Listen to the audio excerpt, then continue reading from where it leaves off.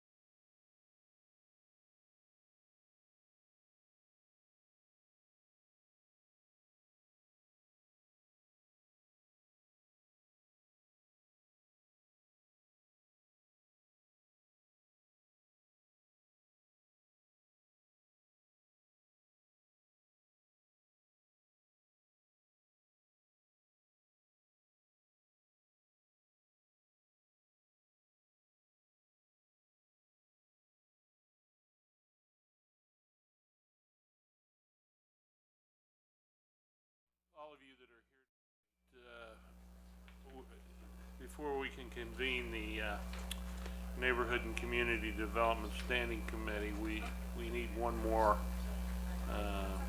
person to have a quorum. We were aware that there would be one absence for sure. We thought there'd be another person here. So our staff is reaching out trying to see if we can fix that by telephone or not. If you're here for that committee, Neighborhood and Community Development, if we can't get a fourth member, we will not have a quorum. Okay,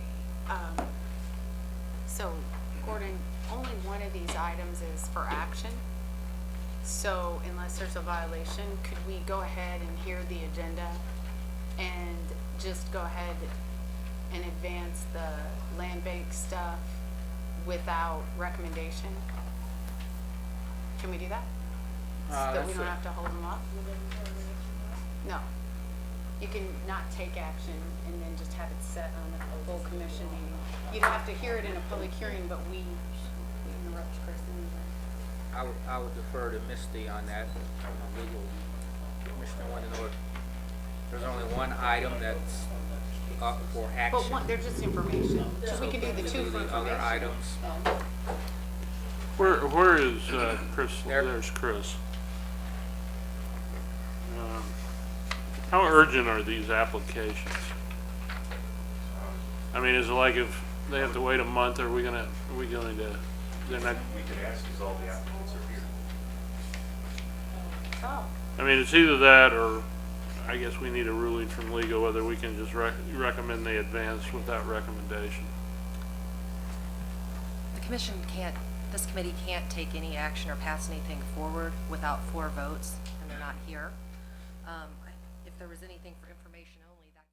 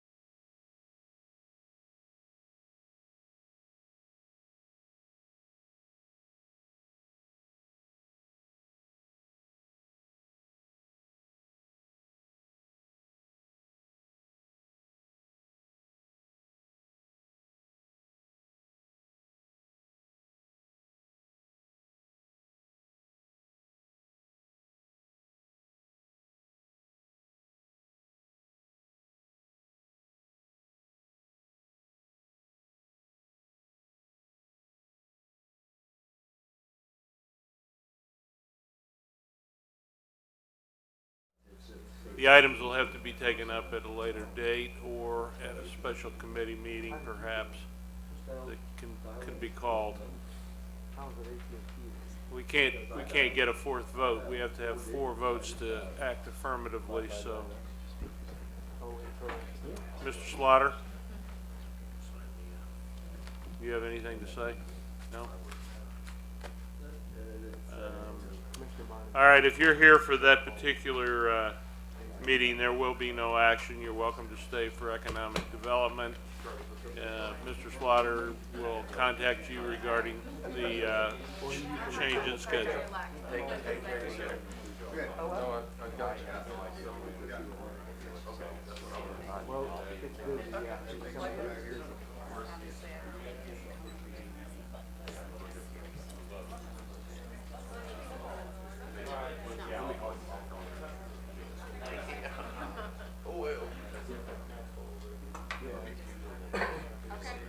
Good.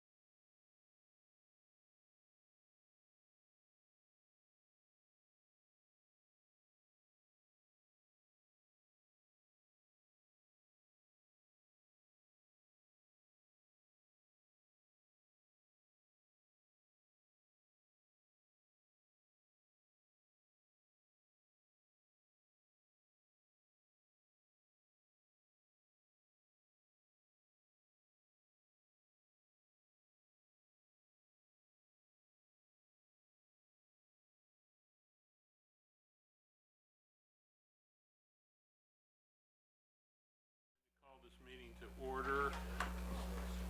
We want to welcome everyone to this meeting. Public comment is welcome. Anyone wishing to speak on any item on the standing committee agenda may do so when the item is up for discussion.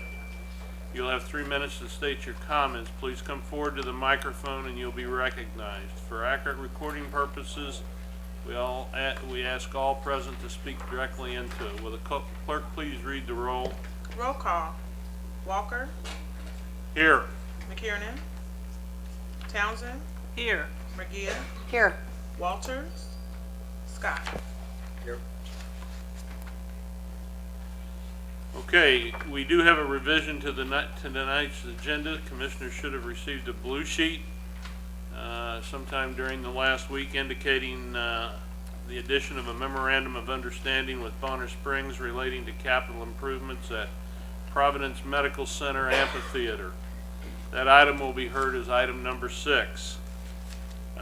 Next, we have the minutes from our February 1st meeting for approval. Do I hear a motion? Move for approval. Second. Have a motion and second. All in favor signify by saying aye. Aye. Any opposed? Motion carries. Item 1 is the resolution setting a public hearing to consider the new SMID. Good evening, Commissioners. Good evening. The resolution before you tonight is the first step in a process to consider reauthorization of the downtown SMID. State law allows for 2 ways that the district can be initiated, either through a signature drive or by the Commission, and this is the second route. The current SMID term expires at the end of 2016, and so reauthorization is required before the end of the year for the SMID district to continue. On the screen there, you see the process set forth by state law. There's quite a few steps involved, but essentially first you adopt a resolution stating that you're considering adopting it. Then the Planning Commission has to find that it's consistent with the master plan. The full commission holds a public hearing, and then finally a month after that the actual ordinance would be adopted if approved. So what we're asking tonight is simply that the standing committee recommend approval of the resolution which would set forth the public hearing on May 26th. On that date we would provide go into more depth about the actual details of the SMID. Commissioner McGee? Are the businesses, more than 50% of the businesses still in support of the SMID? Could I invite the director of downtown shareholders and the chairman of the SMID to, I think they can answer that.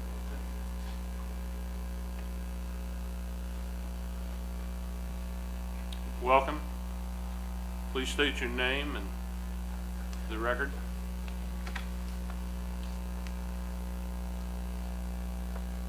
You can also come Come on up. up, Chuck. Chuck, you can come on up. My name is Lynn Kaluva. I own a business at 833 Minnesota Avenue. I'm also the chairman of the advisory board for the current self-supported municipal improvement district. Regarding the commissioner's question, what we have done is survey 150 businesses within the area covered by the district. Of those 150, 62 respondents met with our surveyor. Of them, 79% of the respondents favored renewal of the self-supported municipal improvement district, 5% were not supporting it, and 16% were undecided. They were not all the property owners, many of them were the tenants, but they're the people that we surveyed with. They're the ones who are in a position to determine the effectiveness of the district. So I thought the historical piece of this was that there was always more than 50% of the business property owners that were paying this sales tax that were in support of this. That doesn't sound like it's the case anymore? Well, of the 62 respondents, I think 37% of them were the property owners. We have not yet contacted the property owners. Now, within the timeline, of course, official notices will be sent to all the property owners announcing the hearing. We also intend about a week or two ahead of that to send a letter from the advisory board making them aware of the hearing and offering to meet with them if they wish to discuss it. But we have not surveyed all several hundred property owners themselves. We have surveyed 150 of the business owners, which 37% of which are also property owners. Well, won't this be dealt with at the public hearing? I mean, before the public hearing, at some point you'll have to present evidence that you have 50% support. Okay. I mean, whether you have it now or not is, I mean, I've not gotten any phone calls complaining in the Smith, so I would assume that if there were complaints, they would have trickled up to commissioners, maybe. So I guess my question is, I don't think we need to get down into this today. Let's just consider whether we want to have a public hearing or not and then move forward. Move for approval for the public hearing. Second. We have a motion and second. Would the clerk please read the roll? Roll call. Scott. Here. Yea or nay? It's his first meeting, so. Okay, sorry. It's all right, so you say, yes, okay. Hey, aye. Yes. Murgia. Aye. Townsend. Aye. Walker. Aye. Thank you, gentlemen, and I hope you have your 50%. Okay, thank you. It sounds like you you have a significant number. We do. I don't want to take everybody's time, but 8 years ago when we went through the process, we had the petition drive and town hall meetings and so forth. It was very labor intensive and time consuming, but we will do what it takes. Thank you very much, Mr. Kluge. Thank you, Commissioner. Item 2, a presentation and discussion of a proposed project and development agreement.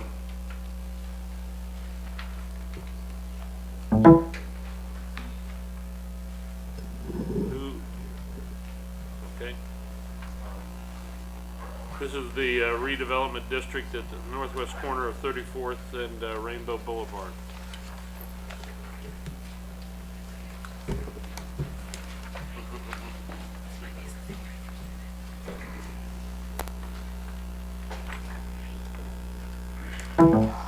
Good evening, Commissioners, staff. Marlon Goff with Economic Development. We start with brief introductions. Hunter Harris and Corb Maxwell representing the development entity for this project, Rainbow Legacy Investors. Tonight, we're back before you again, and let me apologize up front for my nasal tone. Certainly the other allergy and sinus sufferers out there will understand the struggle. But with that being said, you know, this calendar represents the timeline of milestones we've been tracking for this project. And we were last before the commission in December when we adopted the ordinance to establish the Rainbow Village TIF district. So tonight, you know, we're prepared to present the business case and the terms of the development agreement that represents the work we've been at over the last couple of months.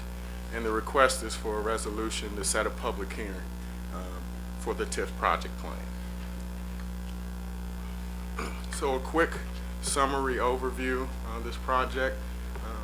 It's an 89-room extended stay hotel project.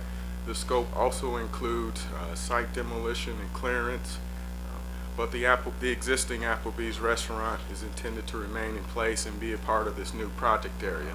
The total investment just under $16 million, and you can see the job summary represented there on the screen as well. So a quick satellite orientation of where this project site is located. We'll see where 7th Street traffic grade transitions into Rainbow as it crosses the intersection at Southwest Boulevard. About a 2-acre parcel. Most of those improvements at this site were constructed circa 1987, so about 30 years old. And this preliminary site drawing represents the civil engineering design. Again, we're going to be presenting before the, well, this project will be in consideration for the Planning Commission next week on April 11th. So these next series of slides will represent the business case that outlines the TIF project plan. So when we see our sources and uses, capital, roughly $3.2 million is the incentive package. And that's a mixture of TIF increment on the property tax side, the call for the creation of a community improvement district, sales tax, and then a pledge of the transient guest tax revenues. So in total of the $15.7 million, we have roughly 20% representing the public incentives, with the 80% carrying the private equity and debt.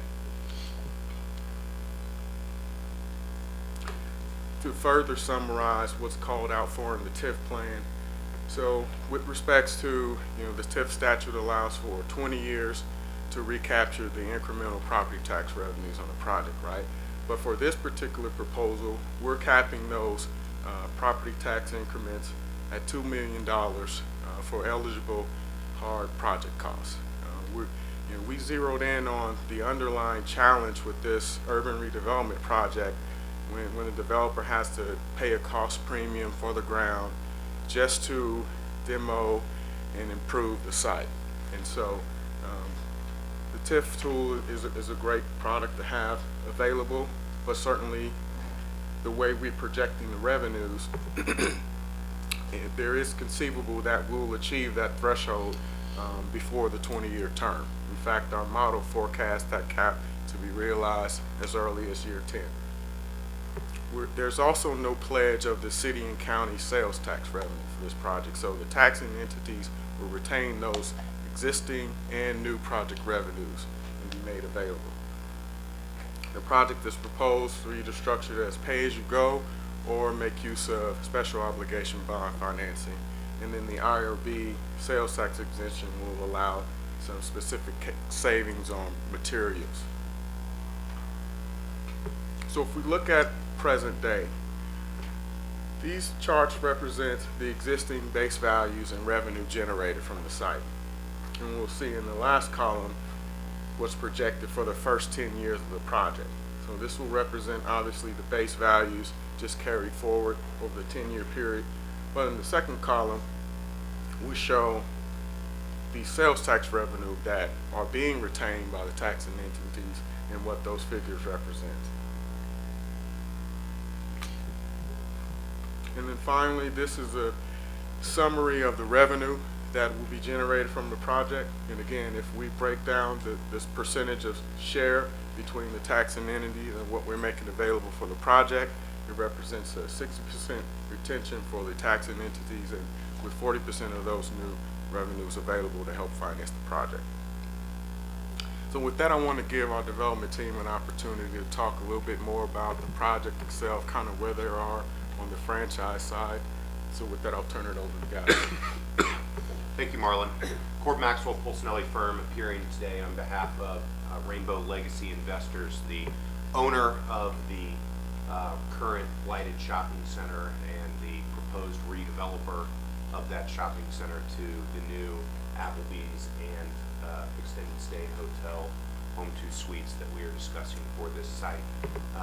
As Marlon did a good job of recommending, and I believe this committee remembers, we were in front of you approximately 3 to 4 months ago discussing this project and the creation of the TIF district. We were successful in getting that TIF district created before the year turned over, but we did get comments from the county administrator and multiple members of this committee to go back and work and sharpen our pencil. Since that time, we basically have been doing that and working, I think, in a very good faith effort with the staff on coming up with what do we think can be a win-win for both the developer, where we still have the ability to get this project financed, and the county and city, and all the rest of the taxing jurisdictions in creating a model that allows revenues to continue to flow to the county today and through the life of this 20-year project. And I believe that's what you've seen in the presentation that Marlon put together in the comments that he made. What we are showing is over 60% of the revenues that will be generated from this project will be maintained by the unified government. Only 40% of those revenues will flow to the developer. That 40% is necessary because we have gone out, bought a productive asset, as unsightly as it may be, and are going to tear down that asset to create something new and better that better represents the Rainbow Corridor and the potential of that corridor. Obviously, everyone in our firm in Lane 4 is incredibly proud of the transformation of the Rainbow Corridor and continue to be sort of all in on Rainbow, spending a large amount of our time working to improve that area along with partners at KU Med and KU Hospital and the unified government. With that, would stand for any questions, but maybe to Marlon's point, would ask Hunter to comment briefly on where we stand with our franchise flags and some of the competitive elements out there of how we need to move on this project. You bet. Thank you, Corb. So Hunter Harris, a partner with Lane 4 Property Group, and I've been working on this project and the others on the Rainbow Corridor for a number of years now. And I'd like to thank staff and the commissioners for their comments in the finding and creation of the TIF district, for working with us over the past several months to work on what we view as really a win-win solution for all involved in getting a project built and financed and underwritten properly, but also creating value from day one in additional benefit to the unified government vis-a-vis additional tax dollars that will be created by this project.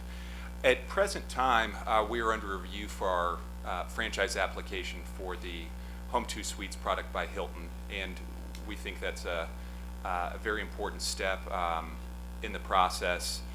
We presently own the property. Under the current timeline, all of this should hopefully be done by May 26th. So we would like to be under construction, breaking ground on the project by late summer of this year, with an estimated completion 10 to 12 months after. I would stand for any questions. Commissioner Townsend. Thank you. Good evening, gentlemen. Good evening. Could I see the schematic that showed the triangle and the property in there? I was just so I could visualize that again. Did that include, you're saying, the Applebee's that will remain functioning, or what's the plan Correct. for that? They have a lease on that, and they have a lease for a period of time with that store. They do well there. They're very happy with the location, and we're very happy that they are happy with the location. They're a good asset for the community, that neighborhood. So the plan is to effectively stage them off from a portion of the construction and keep them open and operational. During construction of this, we'll rebuild a party wall where it presently stands today. We'll do some additional improvements to the exterior of the Applebee's, and we're encouraging them to reinvest in that store as well on the interior and have it in keeping with the new project when we come online. And we'll tear off the balance of the shopping center, which either is vacant or short-term leases, including the fuel station that's there today, to create the new 4-story extended stay hotel product, which we view as a complement to the limited service hotel that we developed up the hill at 39th and Rainbow, which is the Holiday Inn Express. This will be a different experience for their customer. While the Holiday Inn Express is focused on the short-term stays, this will be for longer-term stay. And we think it's very important to have both in this community as opposed to opposite the state line. Thank you. The other question I had, as I heard Counselor talk about sharpening the pencil since, I guess, December, the last time you were here, Right now, it's a 60-40 split with the city with 60. Do you recall what the split was in December? How sharp did the pencil get? I'm just asking out of curiosity. Yeah. Sounds like a good plan. It's an interesting question. We didn't actually calculate it that way, but I would think probably, Commissioner, that it was probably something in our earliest proposals of 85-15, something like that. And so we've made a substantial move in the public's direction. Sorry, the other direction. It was 50-50 or 40-60 the developer's way. It's moved substantially the government's way. Okay, thank you. And Rainbow does look good. Remember, I would invite you to make 5 come alive or make 7 heaven too. Thank you. Those are good mottos. Mr. Yeah, Goff, yes. could you move that to where it showed the tax increment? There. This is one, okay. This projected revenue is based on, when the hotel's built, what is the assessed value projected to be? Yeah. Assessed value, Commissioner, would jump to approximately 1.8 million, or appraised value of approximately 7.5 million. And so, Commissioner, keep in Well, mind, you know where I'm going with this. I have always, what the Legends Shopping Center taught me was that we get a number up front that this is worth $1.8 million assessed value, and then when the time comes to start paying taxes, the $1.8 million is too, or the $7.5 million that it's based on becomes too high. There's a protest. There's an attempt to lower the taxes. Now, you structured this so that we have a $2 million cap. How fast we reach that $2 million and be getting full taxes depends on ultimately what the assessed value is. Is the ownership saying here tonight that if it's 1.8 million, they're not going to protest those taxes? Or in the general ballpark of that number? So, Commissioner, I think I understand the drift of the question. As Marlon knows, as George knows, we have spent time with the county appraiser to try to hone in on what they will set the appraised value at. That is a very difficult discussion, as the county appraiser cannot give guidance. They believe they are ethically bound that they're not allowed to give that guidance. That is different than other counties across the state of Kansas and state of Missouri, but so be it. But from their guidance, we made a appraised assessed value calculation the best we could off of that information. We have then structured an incentive structure that those property taxes are generally going back to the developer. Thus, it wouldn't benefit us in any form or fashion to go and protest those taxes. It would only actually be affecting our returns and how we are set up. So, structurally, we are sort of setting this up to not have a protest of those. Legally, we cannot bind ourselves to not protest the taxes based on the fact that it would then blow our tax-exempt tax structure and other things that we've put together. But to your specific question, do we believe that is generally the right value for the property, and looking at all of that? And do our pro formas on the private side contemplate paying that level of taxes? Yes, Commissioner. That's all I wanted to hear. I find it interesting. I was not aware of that issue at the Legends. We can have a discussion offline, but actually what we found recently is that the information can sometimes turn out to be pretty close or a little bit higher. Well, I could give you dozens of examples of specific businesses that, let me give you an example. If I build my house, and my house is a $250,000 house to build, at least that first year, the appraiser is going to appraise it at $250,000, and its assessed value for taxes will be based on that. you would think that if you build a business for $120 million, and that was the actual cost of construction, that would be the basis for the assessed value. But lo and behold, they took the position that it was only worth $22 million.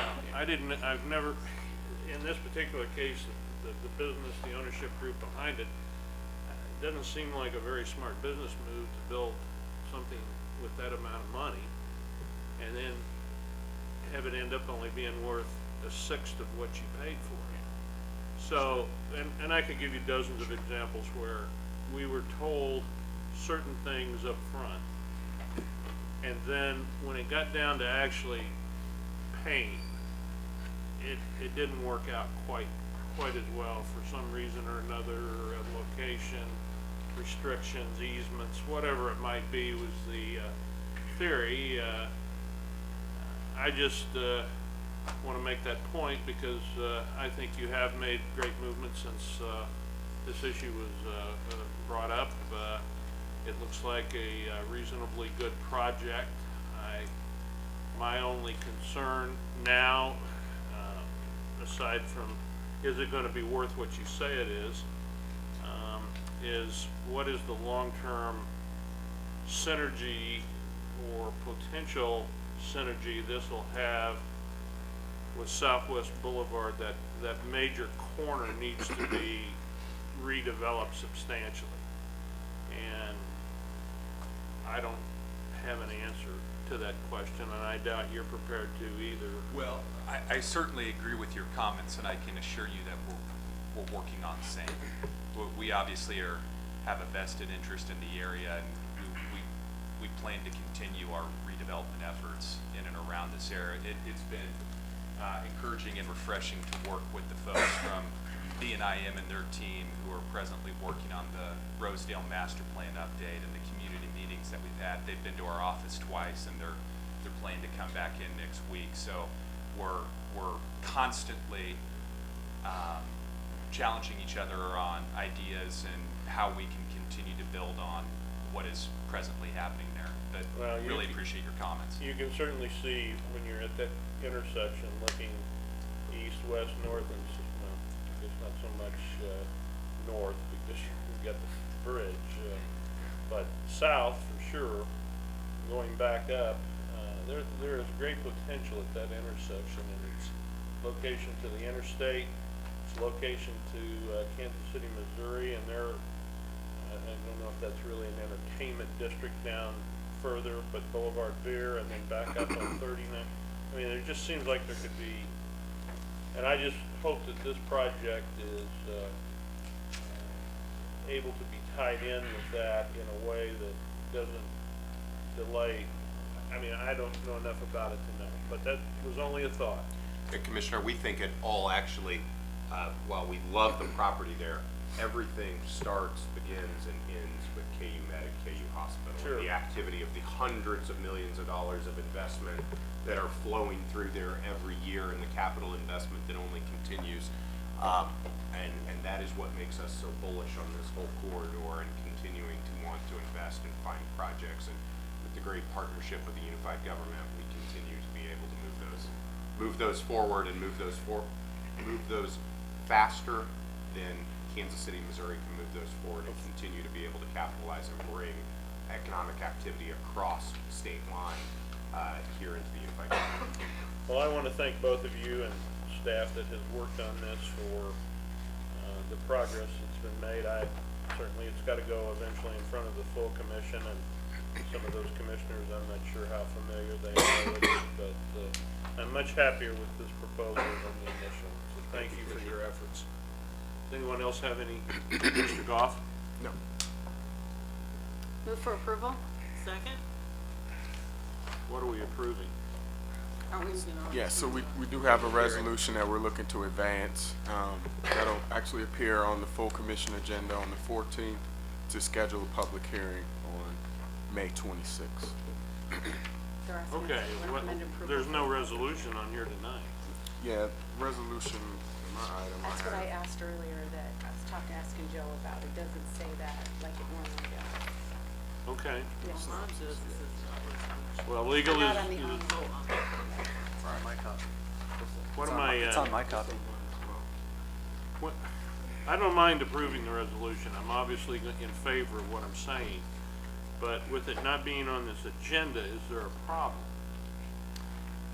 Well, I'd have to, my packet has, I'd have to see what the official, Does my someone packet from the have it clerk's and I office. missed it? A resolution setting a public hearing for May 26th. Yeah, under the synopsis for item 2. The synopsis does not have it.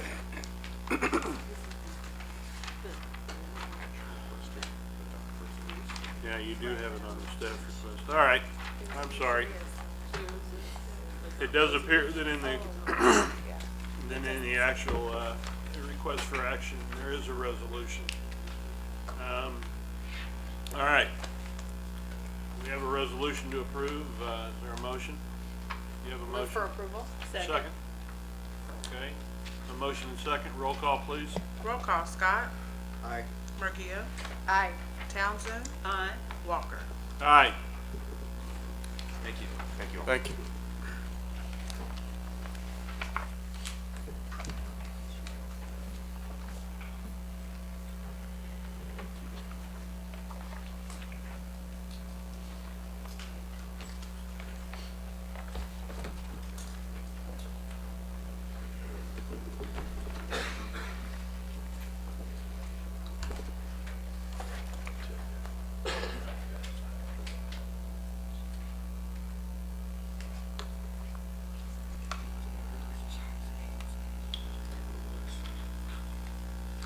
Good All right, evening. Mr. Brockman. Good evening, Commissioners. How are you tonight? Good evening. So tonight, staff wants to introduce a new project, a LIHTC project at 223 North 65th Street. To the left of me is the Belmont Development Group, and they can introduce themselves, please. I'm Greg Rodewald with Belmont Development. And I'm Lainey Schubert with Belmont Development. So tonight we want to do three things. Like I said, we want to introduce you to a new 30 single-family development. We have an opportunity for a presentation by Belmont Development, and then to advance the resolution of support to the April 14th full commission meeting for approval. So this is the timeline. It takes several steps to get to the standing committee, and the most important, the last one, achieve a score of 80 points, and in this case 86 was achieved. Just get a perspective where the project is. In the middle of the screen is I-70 and 65th Street, and so there's a couple items on here that I want to discuss. So just to the south of I-70 and to the east is the proposed site. To the left you see a landmark of BPU. Down to the southwest we have our Turner Commerce area. If we go up north, even you'll see 65th and State, the Kansas City, Kansas Community College Tech Center. So what I want to do also is show the perspective of the other properties in the area. We have Forest Glen Apartments, 160 unit, and then we have Buchanan's Crossing to the north of that on the left, which is 12 duplexes. So that gives you a perspective, and then, and I apologize, Turner USD 202. We also reached out, staff did, to the district to tell them about the project. So this is a closer, up close of the property.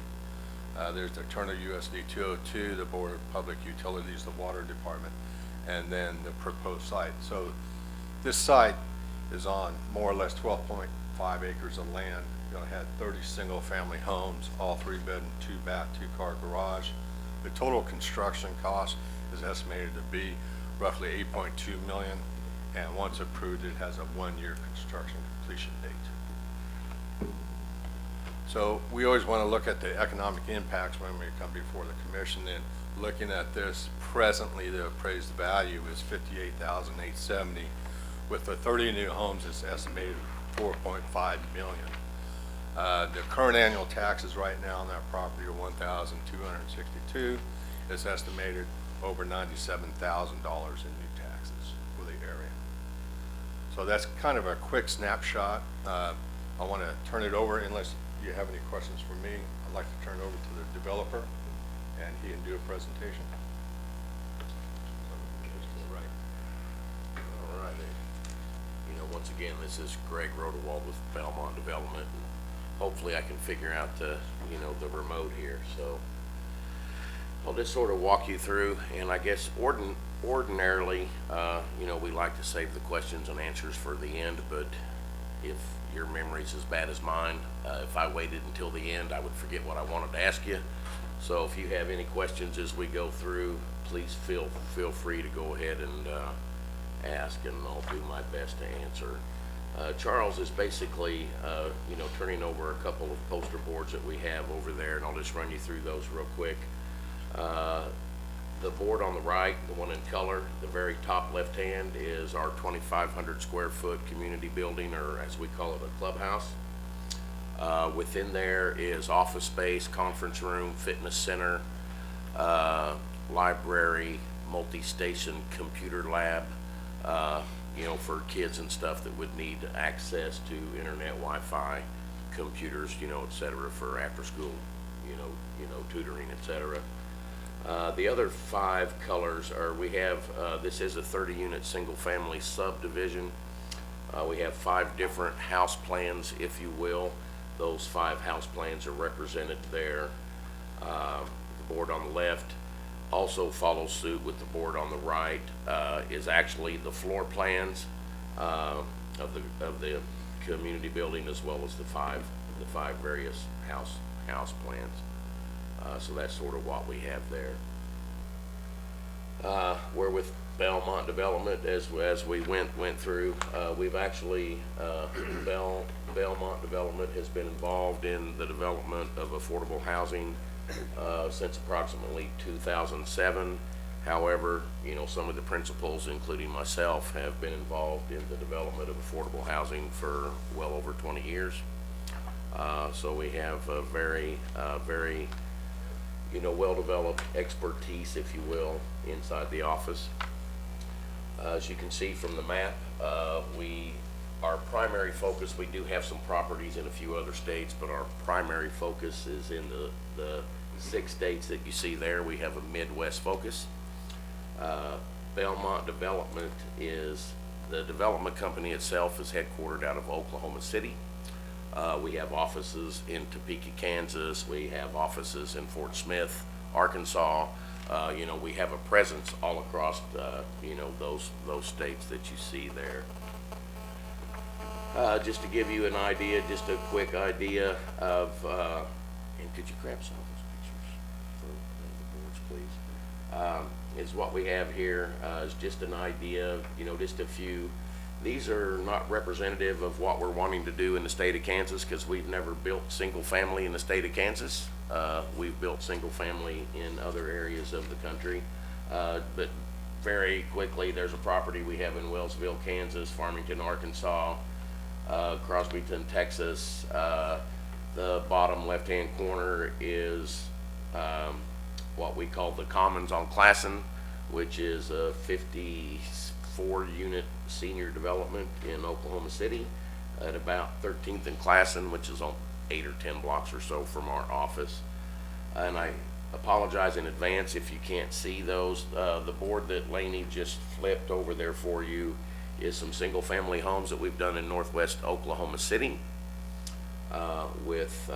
that we've done there. That is very, very similar, as you can see.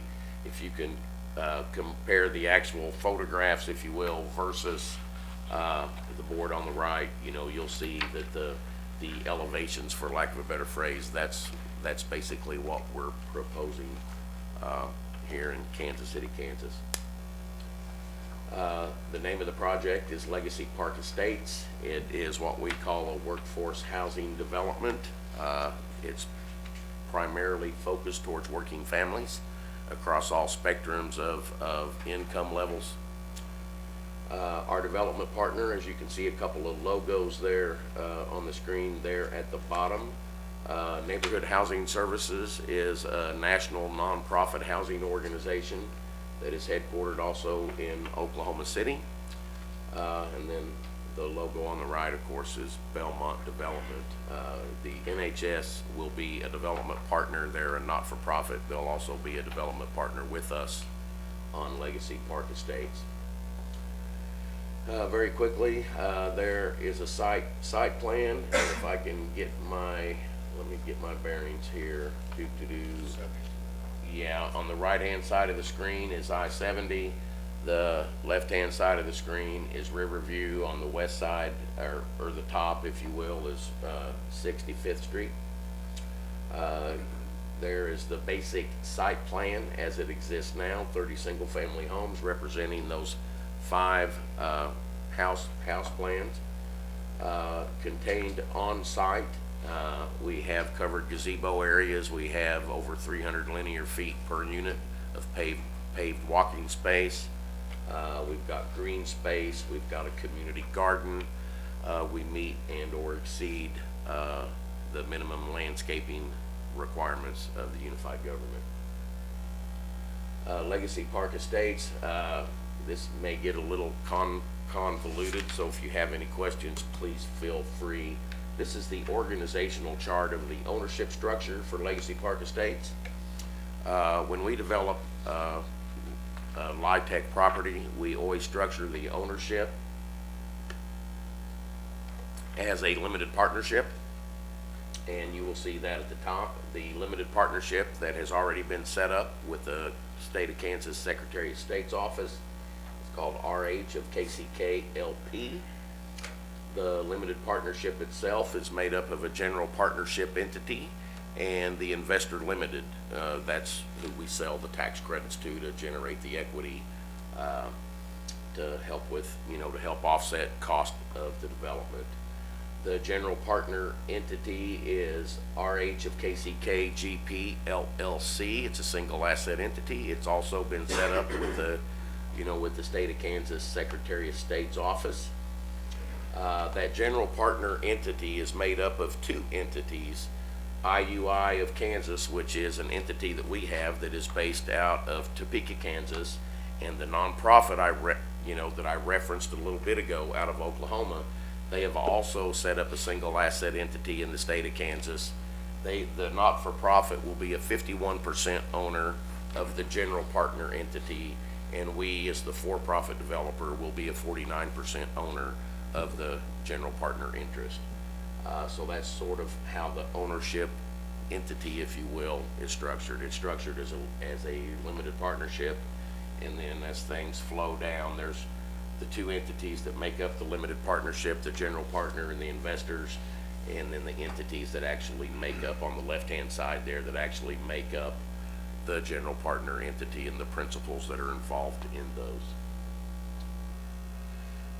Just a few design characteristics for Legacy Park Estates. It's designed for working families. It will be designed and will be certified to the bronze level of the National Association of Home Builders Green Building Standards. So it will be, for lack of a better phrase, extremely energy efficient.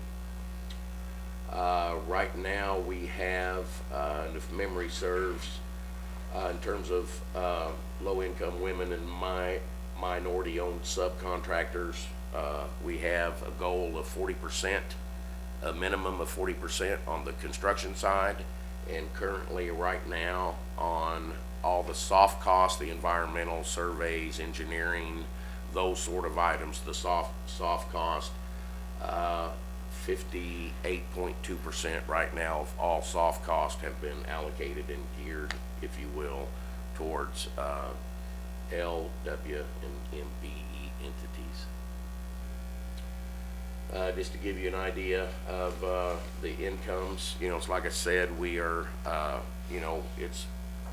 Legacy Park Estates is designed to serve working families in Kansas City, Kansas.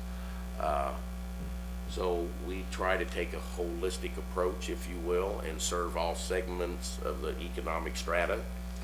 So you can see the income levels that, of course, with the LIHTC that we're bound to do, if you will, in terms of Section 42 of the Internal Revenue Code.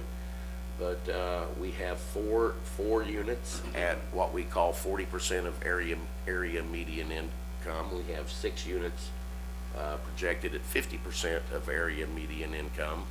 We have 12 units at 60% of area median income, and we have 8 units or 25% to meet the unified government requirements at market rate. So we have what we believe to be a 30-unit development here that encompasses all economic strata, if you will, that we may encounter in the Kansas City metropolitan area here. Let me see, what did I miss? Does that go back? It does. Square footages range between 1,840 square feet to 1,900 square feet across those 5 house plans up there, so they're very generous size units. They're all 3-bedroom, 2-bath. They have all the amenities. They're wired for security. Every single home, I don't know about you guys in Kansas, I know it's extremely important to us in Oklahoma. Every single garage floor will be equipped with a tornado shelter. That's something that we pretty much have to do in Oklahoma.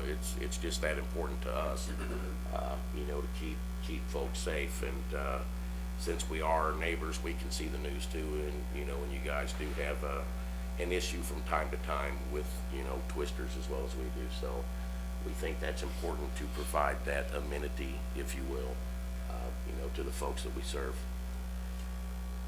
The clubhouse itself,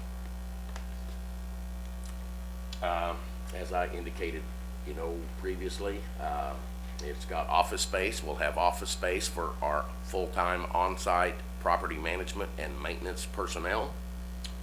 There'll also be a conference center, a conference room. We have a library, a fitness center, a multi-station computer lab, and a full kitchen. So the clubhouse itself is designed for the residents of the 30 units. For example, like with the kitchen, if they have a birthday that they would like to celebrate, they can work with the on-site management personnel to secure the space, if you will, to hold like birthday parties, etc. If there's any not-for-profit entities that operate in and around 223 North 65th, a good example might be Turner Community Connections. If when they need to have a board meeting, or if there's any other not-for-profits, we've got space there that we can provide, free of charge to folks within the neighborhood. Outdoor amenities, as I said a while ago, our landscaping will meet or exceed all the unified government requirements. We'll have an on-site playground for kids. We have sports courts. We have walking trails. We have covered seating. We have outdoor barbecue grill areas, if you will, gazebo areas. We also have what we call a community garden. If folks want, to get together to grow some vegetables, etc. So we do provide space for that as well. Legacy Park Estates has been structured under what we call a lease purchase. Belmont Development, right now in our portfolio, we own and manage over 4,500 units in those 6 states that I showed you on that map of the United States, that were, colored in red. We, in this particular case, we think it's important on the single family product that we develop to create homeowners. The Section 42 of the Internal Revenue Code mandates, if you will, that at least for the minimum of 15-year compliance period, since we're using the credits as part of our financing capital stack, if you will, they have to remain rental. It is our intent with our Neighborhood Housing Services not-for-profit partner, who is a nationally certified homebuyer education trainer. We will be providing services on site in the conference room to the tenants over time to help them get their credit cleared up so they understand pre-purchase as well as post-purchase issues with owning a home. It is our intent at the end of the 15-year compliance period that as we move through that process, we're creating homeowners. We're taking people from the rent rolls, which will be a landlord, if you will, for that 15-year period, that initial period. Our intent is to create homeowners, which we believe, stabilizes neighborhoods. It creates wealth not only for the city, it creates wealth for families and individuals. The way the lease purchase has been structured, at the end of the initial 15-year period, whatever that house is at that point in terms of fair market value based on an appraisal, that will be the purchase price for the home. The tenant that has been living there for every year that they have lived in that home, they'll get a 3% discount off of the fair market value of the home. Our national nonprofit partner, the Neighborhood Housing Services, it's like I said, they are certified at the national level in home buyer education. They also have other tools, if you will, in their little box, so we can help folks as we move through the process. We can take some of those people that may never have a chance to own a home, and through proper education and training as we move through the process, we can take those people from the rent rolls, move them into home ownership, and create wealth for neighborhoods and for individuals. We have found at the national level that this approach with sound home buyer education, the credit repair, all the education that is necessary, if that is done properly, the default rates based on these income strata that we're talking about, the 40% AMI, 50, 60, etc., the default rates on these people, on these families, after we have worked with them over time, is actually just a little bit less than the national average. So it just goes to show that through sound education and training and given a good opportunity to own a piece of the American dream, that we're able to do that. And that would be our goal here as well. Legacy Park Estates, our management philosophy, the Belmont companies, we're vertically integrated, if you will. We have Belmont Management, which does our on-site property management. We have Belmont Development, Belmont Construction, so we're somewhat vertically integrated as a company. The management entity that will be providing ongoing property management services on-site with full-time personnel. That just goes to show you a little bit of our management philosophy. We believe in reliable tenant screening. It's important for us to do good sound tenant screening. We're going to get folks in there. We're going to get families in there that are hardworking, that need a place to live, that have a desire maybe to own a home somewhere over time.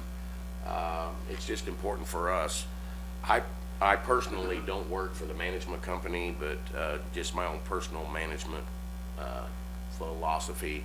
I would rather keep a unit empty than to put a bad tenant in it. It costs me money over time if I put a bad tenant in there, but if I take the time through sound screening and good training, that just works out a lot better. Preventative maintenance, we believe in preventative maintenance versus what we like to call in the industry breakdown maintenance. A lot of folks don't react to anything until it happens. We have found over time with 4,500 units in six states, the breakdown maintenance philosophy doesn't work too well for us. We believe in preventative maintenance. We find, that it's just logical for us. It just makes good sense. We can keep our finger on the pulse of the product that we have out there. It reduces our energy footprint, which in today's times with all the green energy, which ties back to we're certifying this project to the bronze level of the green building standard. All of those things are important to us, to reduce our energy footprint and, just to keep a good product in the marketplace. One thing that we found in the application process was that the unified government had a keen interest in any minimal, well, not just minimal, but any code or police enforcement violations across our portfolio of over 4,500 units.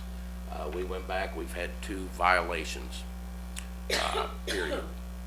Both of those were in a town in Arkansas called Camden, Arkansas. we provided the documentation to the unified government in the application process that showed the violation and showed how the violations were corrected. In both cases, they were due to a lift station. If any of you have been to Arkansas, things tend to get a little rocky and a little hilly. So we had some issues with 2 different lift stations. To remedy the situation, the 2 lift stations were corrected, and we installed 2 brand new lift stations to go along with the 2 that we currently have. So the code violations, if you will, they've been minimal, and we believe they've been dealt with efficiently and effectively. In terms of the market demand, we had an independent third-party market study done. Oh goodness, a few months back now. I know the state of Kansas, when you're working with KHRC for LIHTC credits, there's a little leeway in terms of who can do the market study, et cetera. We take the approach, and always have in every single state, we engage an independent third-party market analyst to do our market studies, because we want to be told, for lack of a better word, the truth. Is there a market here for what we're wanting to do? A project like this has huge investment up front. You know, we've got upwards of probably $25,000 invested as we speak. So before we start to invest those funds as we move through the process, we need to know that we have a market there. So it is always a good idea for us to engage an independent third-party market analyst to provide market data. That was done this time as well. We engaged an independent third-party market study analyst based on the data, based on the 30 units that we have, the percent income that we're, trying to serve, the 40%, 50%, 60% AMI, as well as market rate units. They're in our primary market area, which does not encapsulate all of Wyandotte County, but it's just the market area that the analyst deemed was the market area for this project. We find 531 renter households that are eligible to live in the product that we're wanting to develop. The capture rate based on that was 5.6%, which basically says, as a developer, of that 531 households out there that I only need to capture 5.6% of those 531 households to reach sustaining occupancy in my development. So long story short, there's a huge market demand in Wyandotte County, at least in the primary market area that we're serving for the product that we're proposing to put on the street.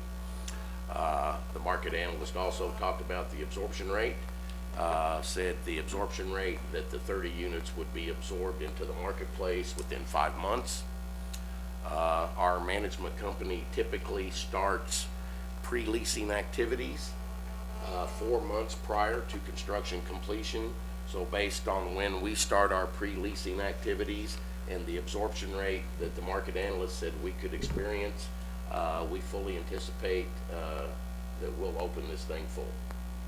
We truly believe in the market here, or we wouldn't be here. So, and basically, I think we left you with one little snippet from the market study that came from the market analyst itself that says the proposed construction will not only allow the subject, which is our property, to continue to provide affordable housing to the market area, it will also enhance the overall appearance of the neighborhood. And we truly believe in that, and that's what brings us here this evening. So if anybody has any questions, I will be more than glad to do my best to try to answer those for you. Norman Scott with the Board of Public Utilities. Do you have a start date and a completion date? Yes, and I apologize. I'll see if my arms aren't long enough. Glasses here will get me there. We anticipate if we receive the LIHTC credits from KHRC when they make their announcement here shortly, we anticipate construction to start in October of this year. It's a 14-month construction term with 12-month construction timeline. We allow a couple of months there from construction completion so we can convert to permanent financing. To do construction completion will be September 2017. And have you been in touch with Mr. Bill Johnson at the BPU? Not at this point, other than to discuss adequate utilities. Okay, so you have talked to him. Yes, I believe we actually had a letter from, was that BPU? When we got it. We sent a letter to all the neighbors. I think that's.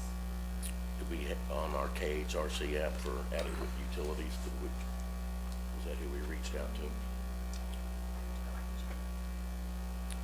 If we haven't, we soon will. I know part of our application to Kansas Housing required that we have documentation from utility providers that showed that there was adequate utilities in the area, if you will, to serve the proposed project.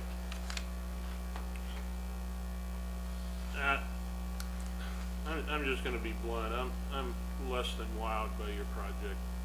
I'm not very enthusiastic. I don't know how you can build a quality house on a lease purchase for the amount of money you're saying each of these units is gonna cost. I've had some experience in an organization with what it takes to do a quality home with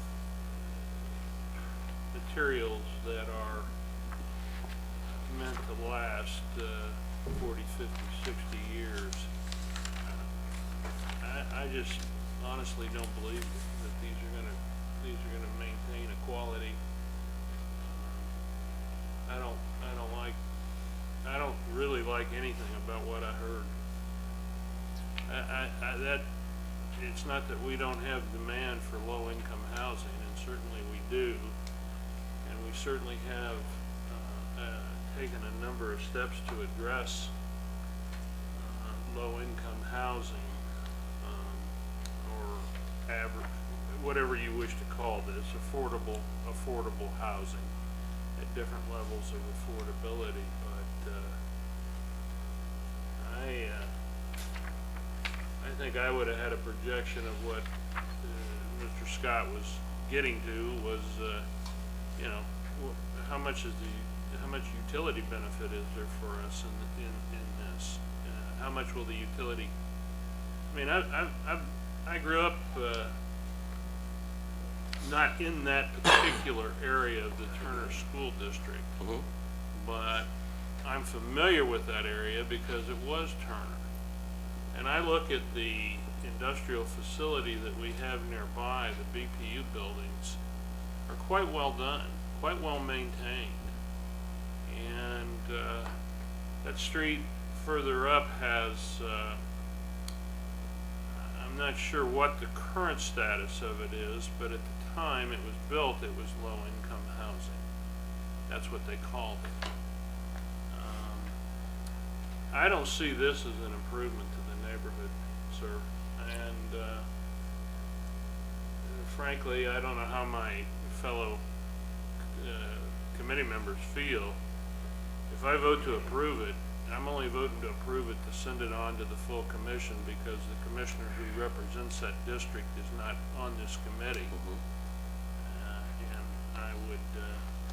Well, if I could ask, you made mention just a second ago that in terms of cost, I don't know that we mentioned anything about cost. What I mean, did you I've got say those cost numbers to here build in one front of of me. those homes?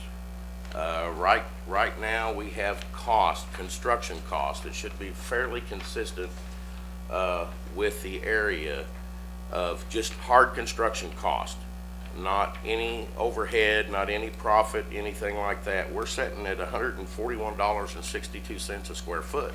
These are 100% brick. I'm not sure where you're getting at when you're talking about that the quality is not there. These are extremely. I can build a heck of a nice house for $141 a square foot. Maybe you just haven't stated your case clearly enough, and the documents I have did not make me believe that. I apologize in advance if I've led you to believe But that I would these be are less less than than honest quality. if I didn't tell you how I felt after the presentation here. Oh, tonight. sure.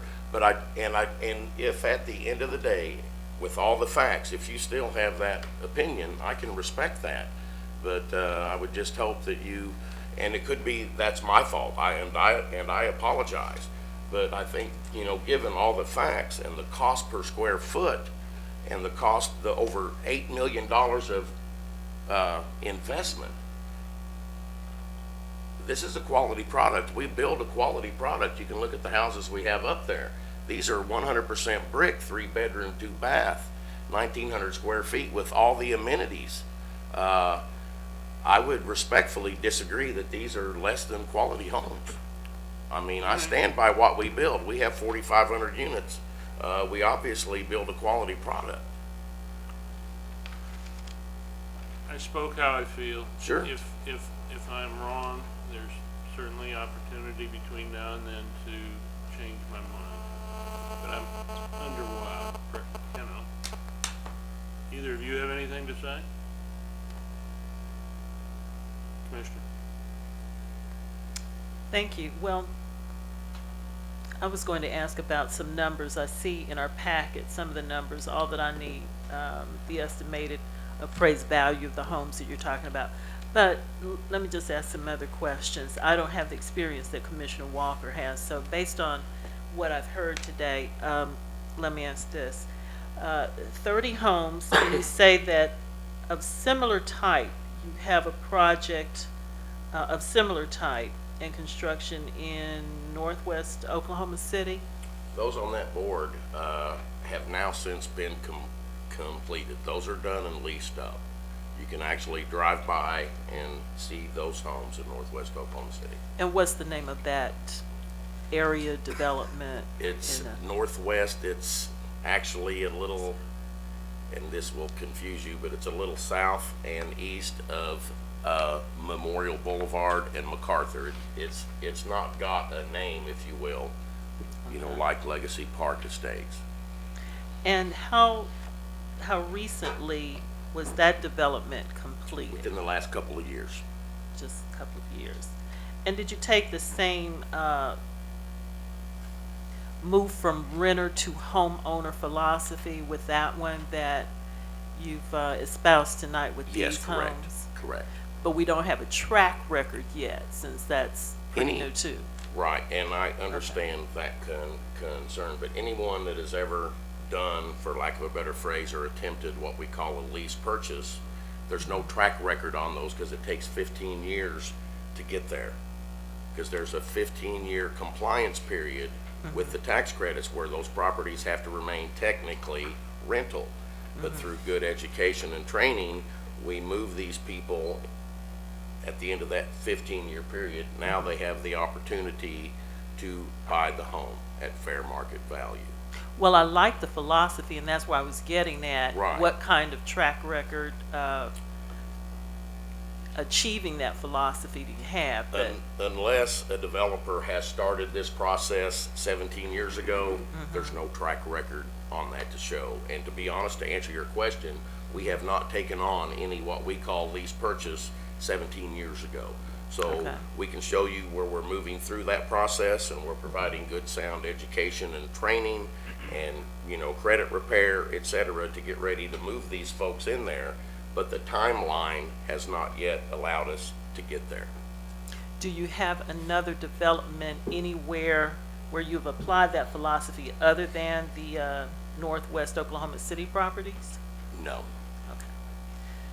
Okay. Those are typically, at least it's been our experience, that we only try to roll that vehicle out, if you will, in the major metropolitan areas. Okay. Well, the other question I have along the same line is, what is the guarantee or safeguard that a great philosophy will be carried out by the same people espousing it now, 15 years down the line? I'm not sure if I follow you. Well, one of the things that I'd heard discussed here on the committee with LIHTC properties was it starts out great, but after so many years, there's a turnover in ownership. So will Legacy Park Estates, is there anything that will be signed or part of this that will ensure that Legacy Park Estates, with the philosophy of going from renter to homeowner, will still be around 15 years? That will be part of the land use restriction agreement that is a recorded document. All I can say is from our own experience is we are long-term owners. We have over 4,500 units. We have never once, to my knowledge, never once went in and developed the property, a couple of years later sold the GP interest in it and turned around and walked away. We want to be, and we try to espouse that philosophy in every community that we're in. We want to be a part of your community. These are Kansas entities that have been set up. Our properties, they're local. We hire local. We join the Chamber of Commerce. We join the neighborhood groups. We pay our taxes. We want to be a part of your neighborhood. And that's exactly what Legacy Park Estates will be. The staff that we hire to run and to maintain the property will be done local. Legacy Park Estates will join the local chamber and any other local neighborhood entities. They'll be a part of Neighborhood Watch and any other things that we can be a part of. This is a big investment. And I know, you guys deal with a lot of big industrial and sort of stuff that can get into the multi-millions of dollars. But an $8 million investment for us, it's not the biggest we've ever made by any stretch, but it's a pretty big investment that we're willing to make in Wyandotte County, and we want to be a part of that over time. And to my knowledge, honestly, 100% honest, we have never once, to my knowledge, developed a property and a couple years later sold it off to some other out-of-state entity and walked away. We're long-term owners. Otherwise, why would we have 4,500 units? That, some of those that we've owned for 10, 12 years. We're long-term owners. We want to be a part of your community. And that's the philosophy that we operate with. Okay.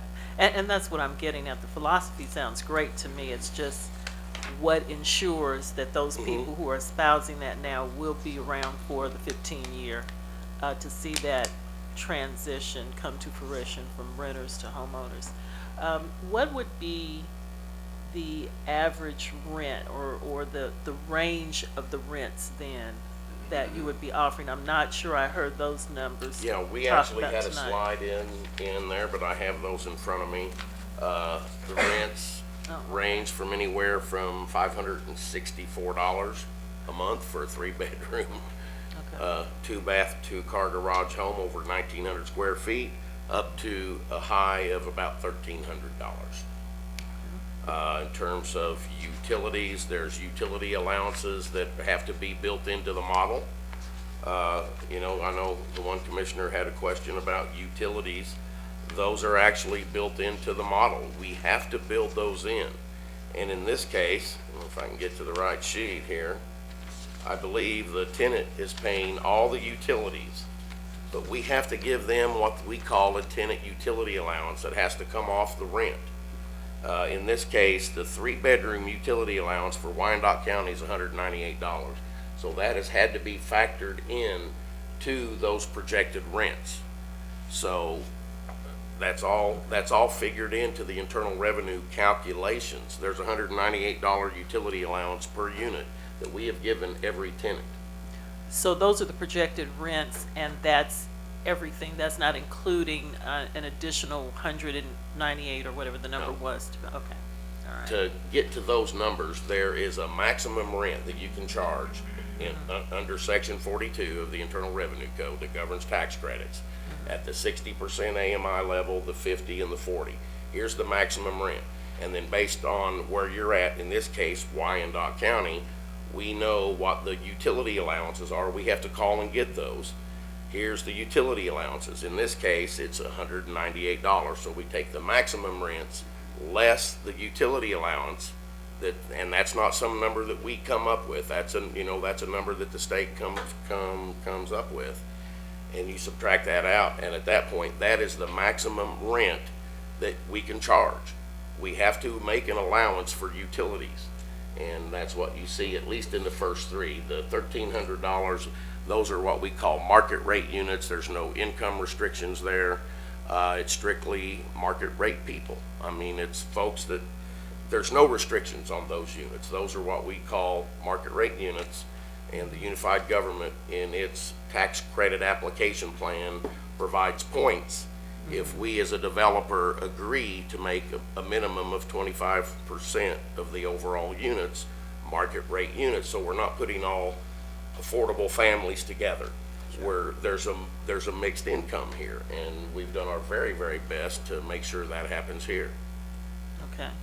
And Mr. Brockman, I see where the project received a total of 86 points. What was the maximum? Was it 90? I can't remember what it was. The least amount you can get is 80.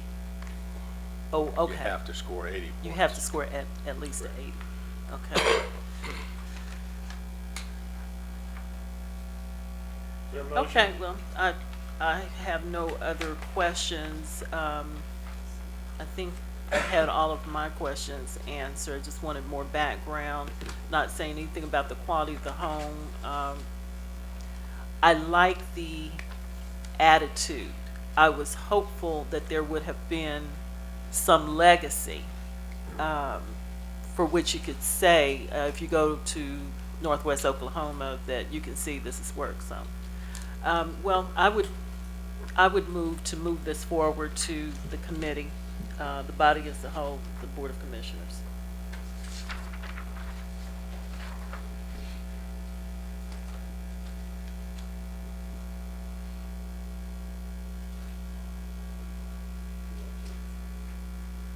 I would second that. Okay, we have a motion and second to approve the resolution. Would the clerk please call the roll? Roll call. Scott, Aye. Murgia, Nope. Townsend, Aye. Walker. No. I guess. Not moving it forward at this time. I think I don't know what obviously I need to have more, a better presentation and more information, Mr. Brockman. I would appreciate that, you know, my mind isn't closed on it, but I wasn't, I've already made my speech. Thank you. I have a question. One question. Yes.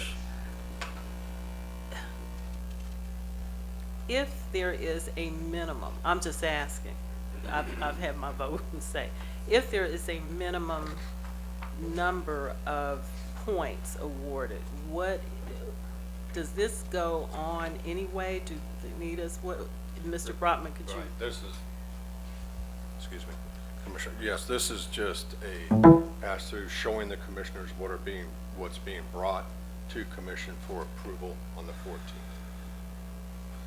So you're saying it's going on Yes, it would need with to or go. without our vote?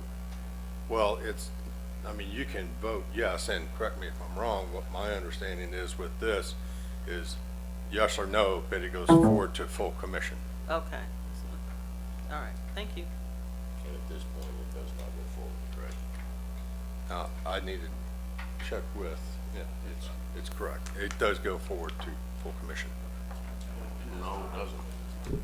All right. Okay, it does not. Okay, thank you.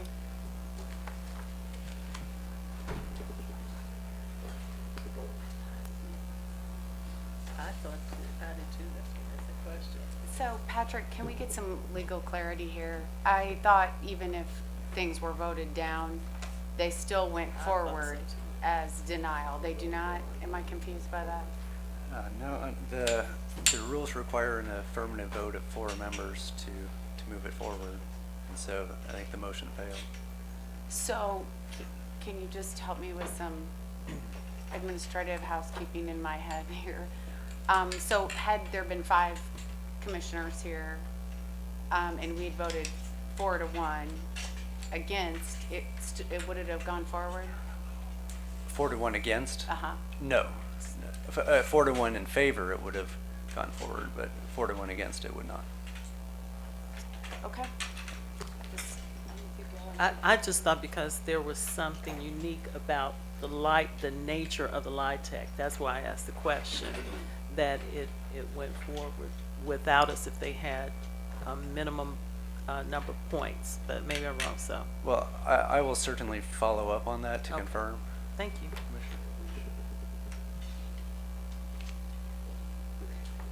Move on to item number 4, Mr. Brakovich.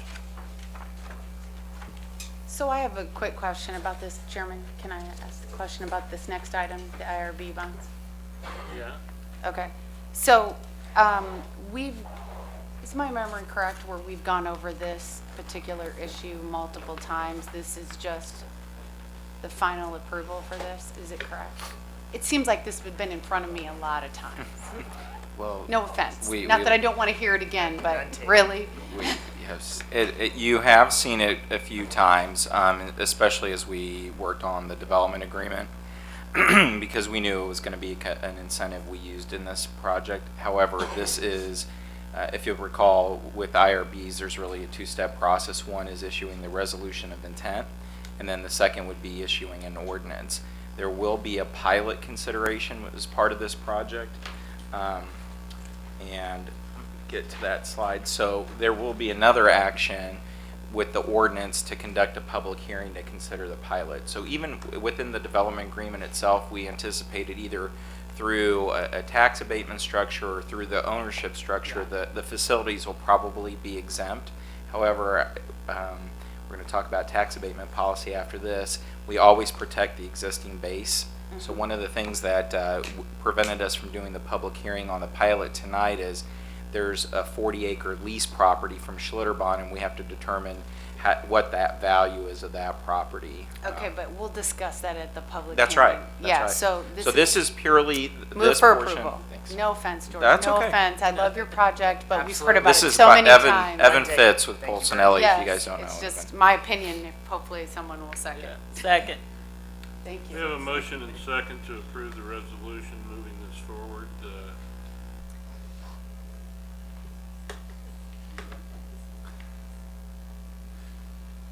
Would the clerk, Oh, Commissioner, if I could, I do have one. I noticed I made a typo.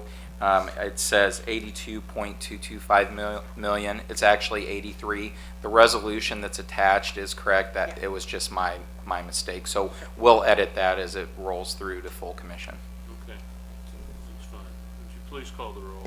Roll call, Scott, Aye. Murgia, Aye. Townsend, Aye. Walker. Aye. Uh-huh.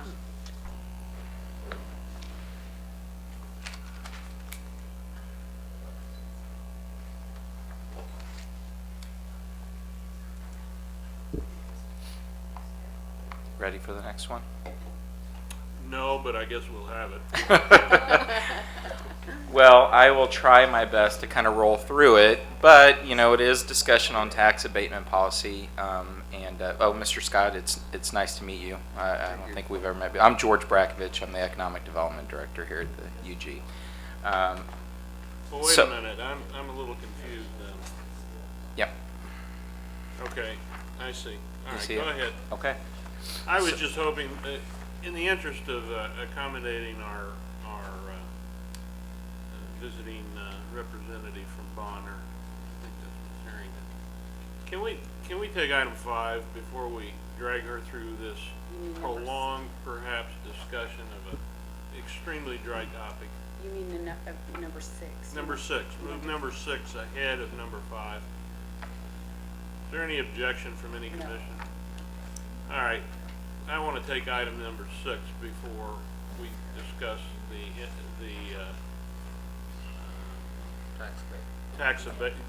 tax abatement in general.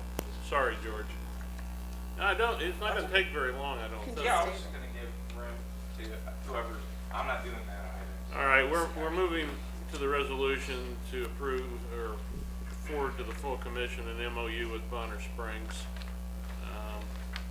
Is there someone here from Bonner Springs? Well, Judge, along with Debbie,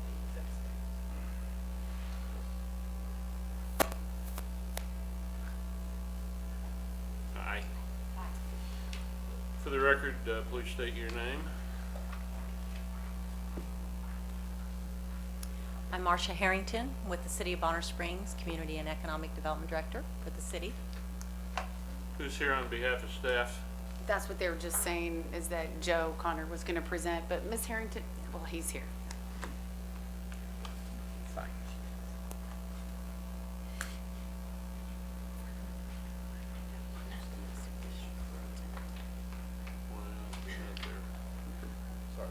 thought I had a moment to. Sorry.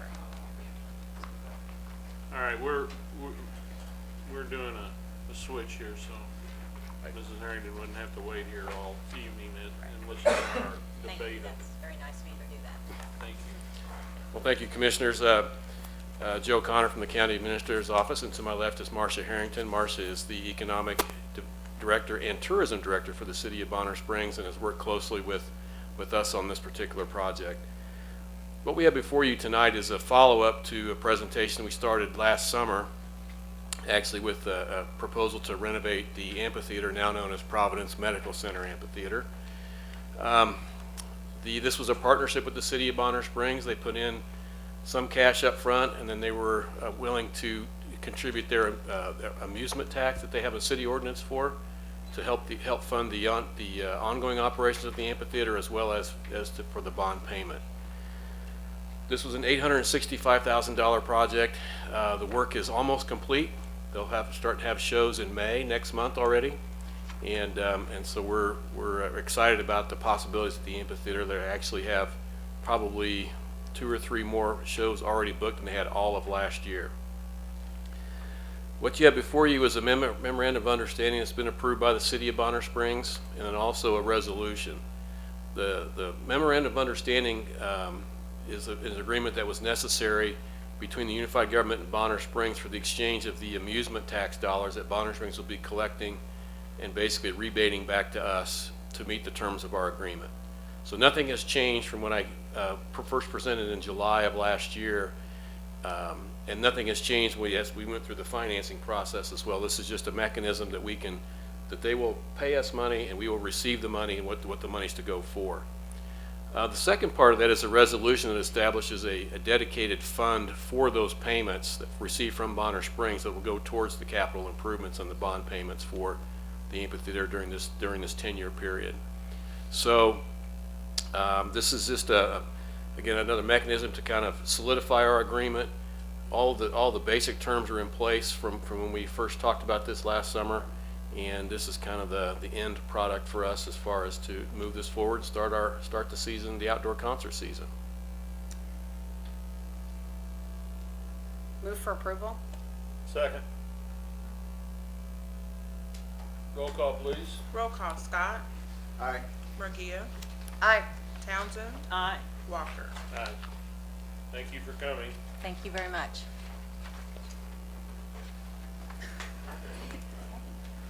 Ms. Townsend? Ms. Harrington, excuse me, Ms. Harrington, before you leave. I'm just curious, when did it used to be Verizon become Providence Medical Center Amphitheater? That's the only question I really have. Well, do you remember? It was actually Cricket after it was Verizon. Cricket, so right. It's been Cricket for the last 2-3 years, I think. At least that. And so it became Providence Medical Center Amphitheater when? This season. Yeah. They made that announcement late last year, early this year. Okay, thank you. All right, George, thank you for waiting. No problem.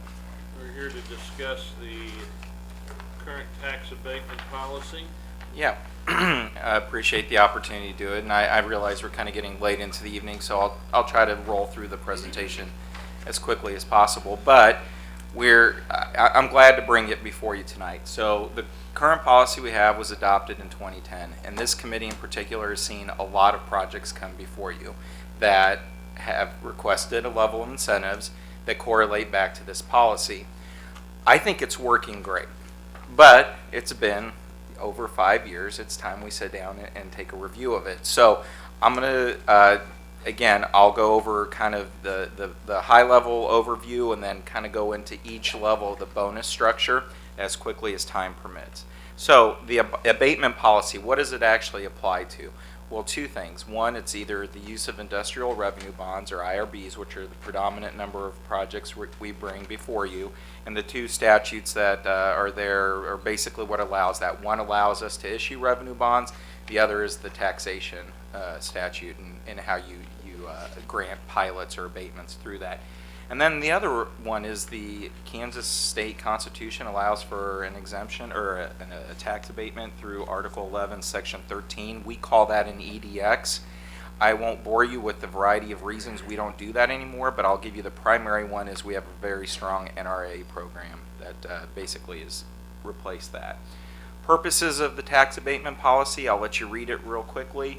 And I strongly believe that the current policy reflects every one of these components as best as it can. Key components to the policy then, highlighted one in particular here. It's maintain the existing tax base. Kind of talked about that with that previous discussion, brief discussion we had on the soccer project about we always protect the existing base for ourselves and any other taxing jurisdiction. So when we talk about tax abatement, all of that is applied to only the increment the project creates. Transfer of ownership, we've been before you here too. You know, if one developer does the project, we write into the development agreement that, yeah, we would consider a transfer, but you have to bring that new ownership before us, and we have to approve it in some capacity. Outside of what's already prohibited by the statute, the current policy, and I co-authored this policy with Brent Miles when he was president at YEDC, and we couldn't exactly remember why, but I'm sure there was a great reason we excluded these particular businesses. So the statute kind of excludes any retailers. We added the car wash, daycare, private school, veterinary clinic, those mainly because some of them cross over into retail and some of them aren't they're not very good job creators. And so that's why those excluded businesses were included with the current policy.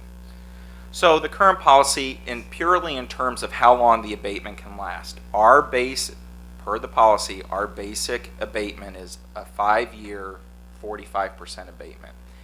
I'll get into the details of how you can add on to that percentage in the next few slides. But how you get beyond 5 years is based on the level of capital investment you make.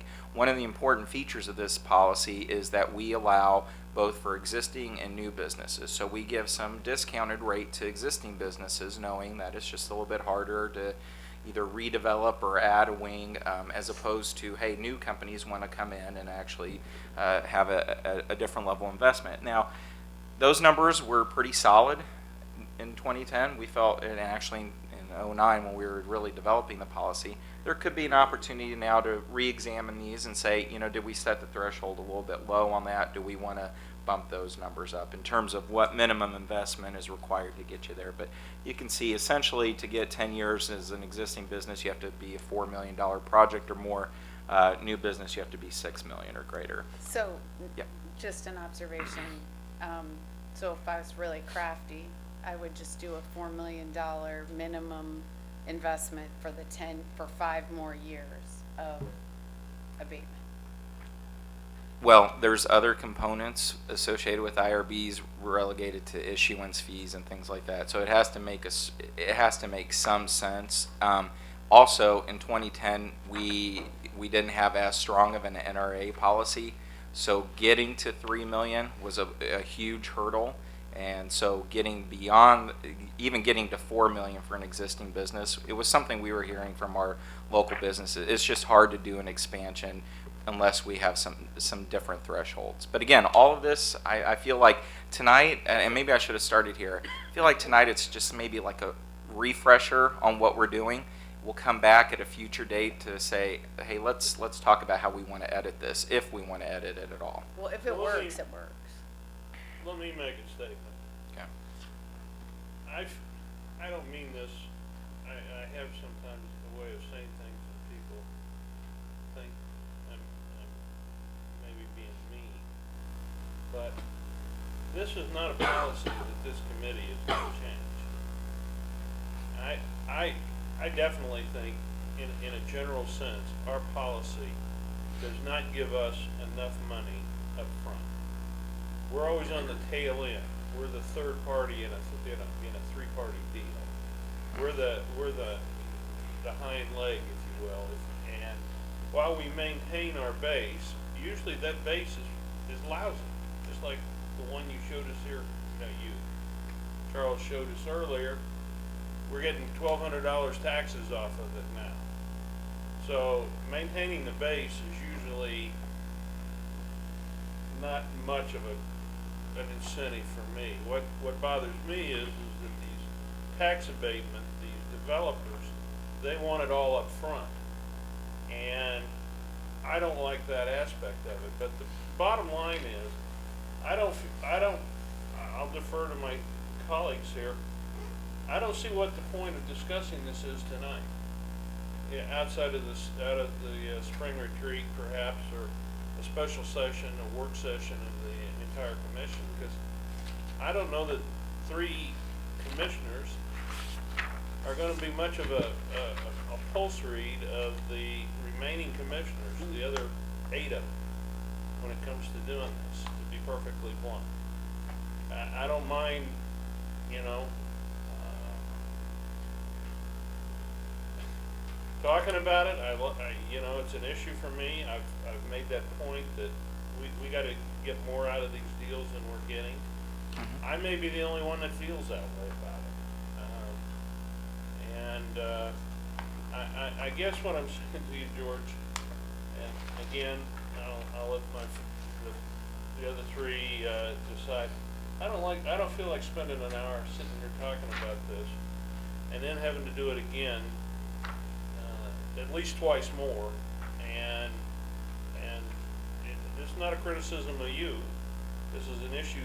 This is what we need to be doing, in my opinion. But we need to be doing it as a commission as a whole. I can respect that. I think that makes sense. Are you going to be at our strategic planning? I hadn't planned on it. No, so then you shouldn't. But I was just curious if you were going to be there. Well, I'm a little surprised to hear that, because in my opinion, you know, this type of an issue